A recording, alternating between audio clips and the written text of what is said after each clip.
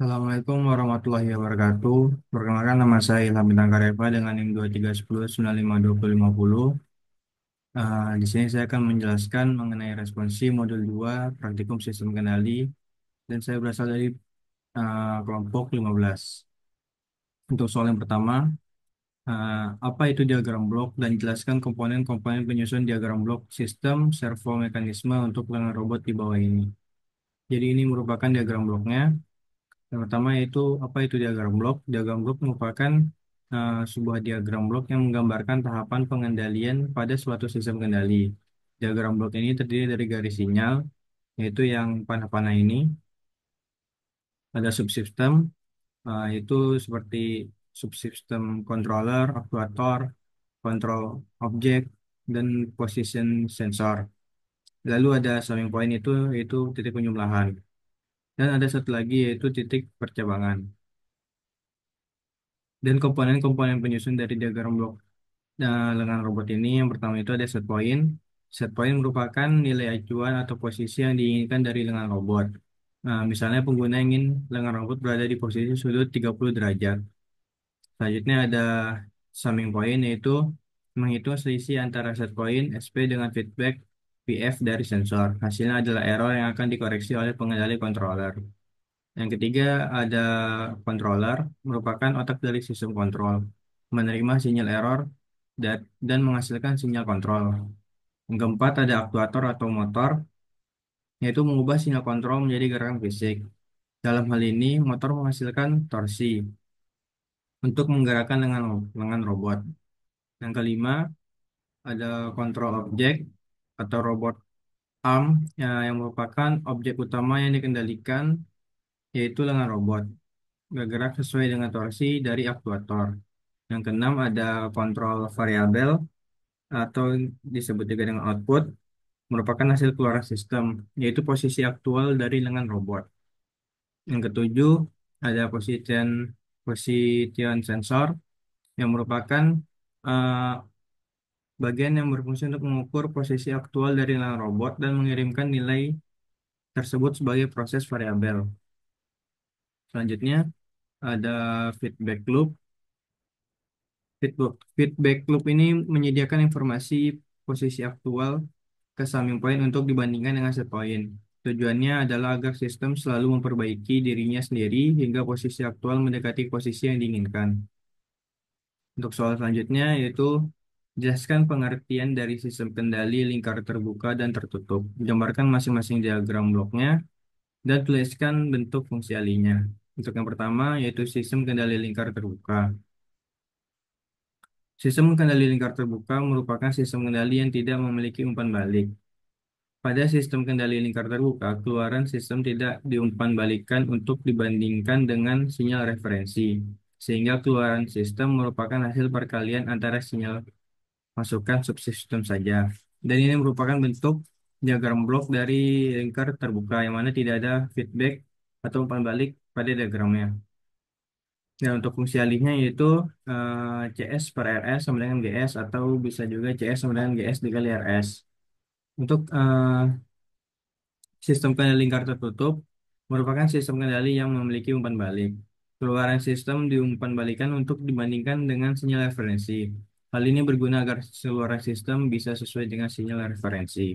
Dan untuk diagram bloknya ini seperti ini, yang mana ada umpan balik dari output ke input dengan ada subsistem HS. Dan untuk fungsi alihnya yaitu untuk persamaan pertama adalah CS sama dengan ES dikali GS. Yang kedua yaitu ES sama dengan RS dikurang BS. Yang ketiga ada BS sama dengan CS dikali HS.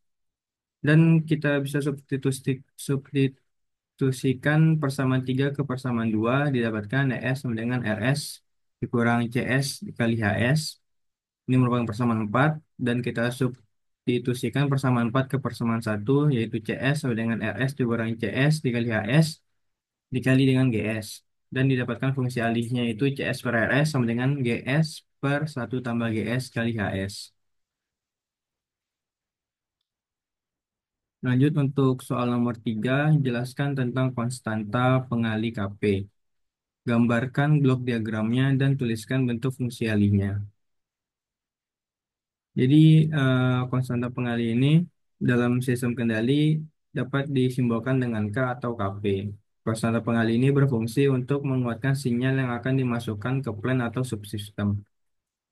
Dan untuk diagram bloknya ini terbagi menjadi dua, ada diagram blok lingkar terbuka dengan konstanta pengali, yang mana secara umum jika sistem kendali lingkar terbuka diberi konstanta pengali K, maka diagram bloknya akan menjadi seperti ini.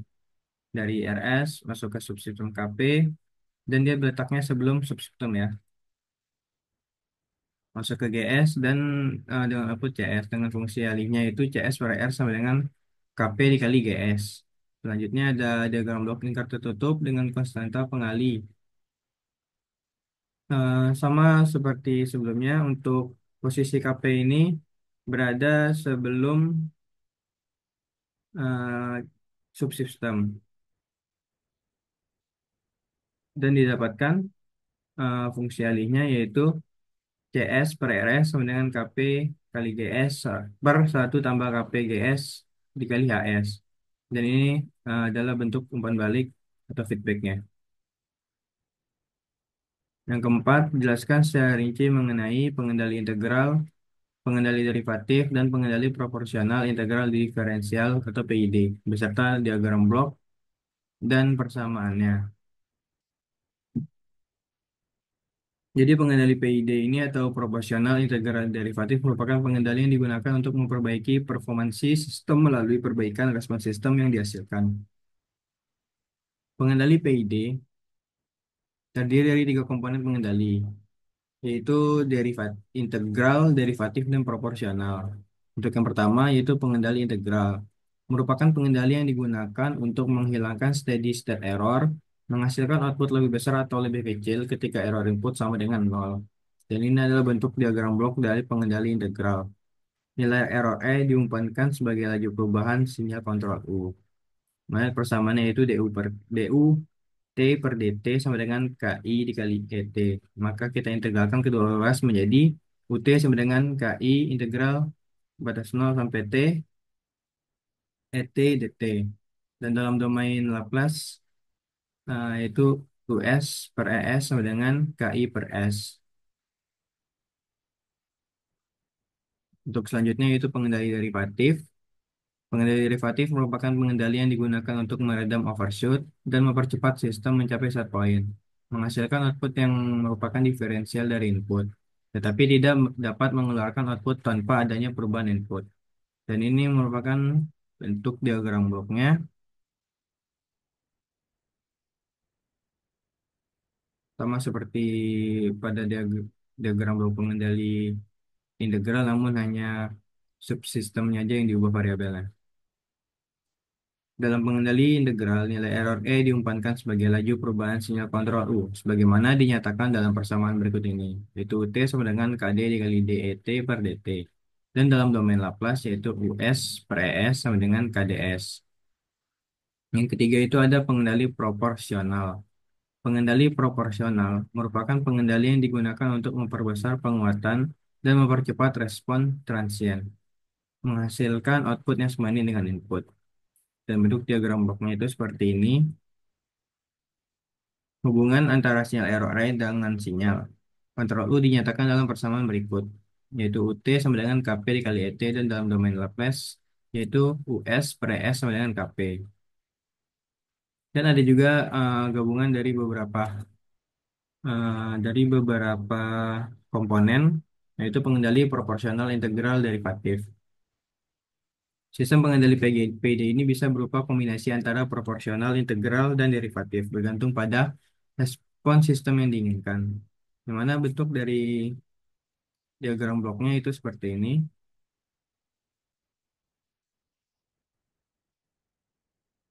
Dan dapatkan persamaan UT sama dengan KP dikali ET ditambah KP per TI integral dari 0 sampai T, ET DT tambah KP dikali TD kali DET per DT. Dengan KP adalah suku penguatan proporsional, TI merupakan waktu integral, dan TD merupakan waktu derivatif. Dan dalam domain Laplace dapat ditulis yaitu US per ES sama dengan KP dikali satu tambah TIS tambah TITD S kuadrat per TIS.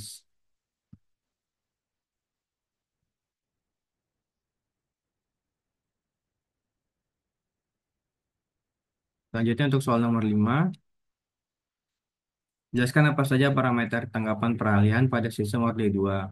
Yaitu terdapat 6 6 tanggapan, 6 parameter tanggapan. Yang pertama ada time constant atau TC, merupakan waktu yang dibutuhkan oleh sistem untuk mencapai nilai 63,2% dari nilai akhirnya. Yang kedua, rise time atau TR, merupakan waktu yang dibutuhkan oleh sistem untuk mencapai nilai 0 sampai 100%, 10 sampai 90%, dan 5% sampai 95% dari nilai akhirnya. Yang ketiga ada settling time atau TS, merupakan waktu yang menyatakan respon telah masuk 5% atau 2% atau 0,5% dari respon steady state. Yang keempat ada delay time atau TD, merupakan waktu yang dibutuhkan oleh respon untuk mencapai 50% dari nilai akhir pertama kali. Yang kelima itu ada maksimum persen overshoot atau MP, merupakan nilai puncak maksimum dari respon sistem yang diukur dari nilai sistem saat kondisi steady state.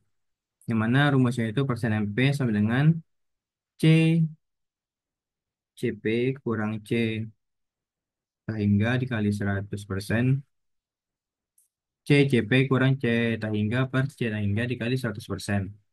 Yang keenam itu ada time peak atau TP yang merupakan waktu yang dibutuhkan oleh respon untuk mencapai puncak pertama dari overshoot.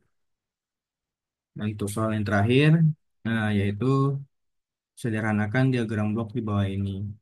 Jadi kita diberikan sebuah diagram blok seperti pada gambar ini dari RS masuk ke summing point, masuk ke subsystem G1, lalu masuk lagi ke summing point, masuk ke G subsystem G2, lalu ada summing point, lalu masuk ke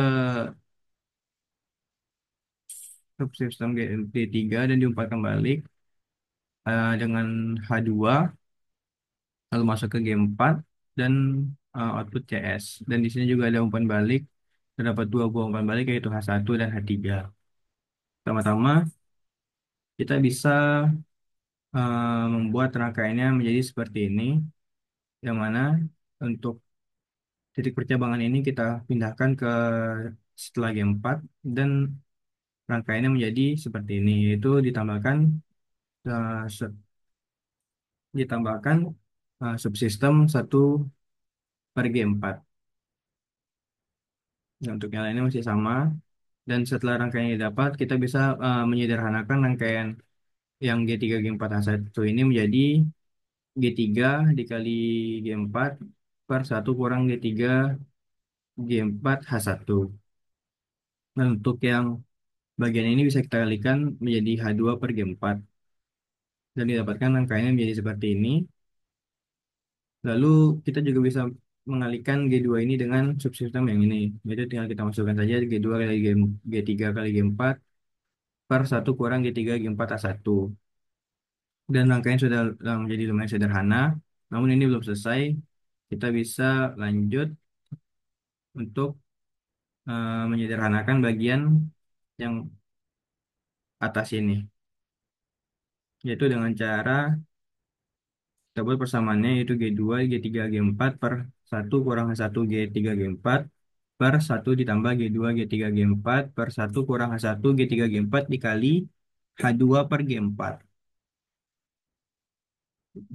Sama dengan G2 G3 G4 per 1 kurang H1 G3 G4 per 1 kurang G3 G4 H1 ditambah G2 G3 H2 per 1 kurang H1 G3 G4. Yang mana ini bisa kita coret dan didapatkan hasilnya G2 G3 G4 per 1 kurang G3 G4 H1 ditambah G2 G3 H2.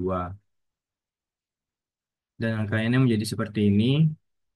Jika ada seperti ini kita bisa kembalikan dan atau menyederhanakan rangkaian bagian ini menjadi G1 G2 G3 G4 per 1 kurang G3 G4 H1 ditambah G2 G3 H2.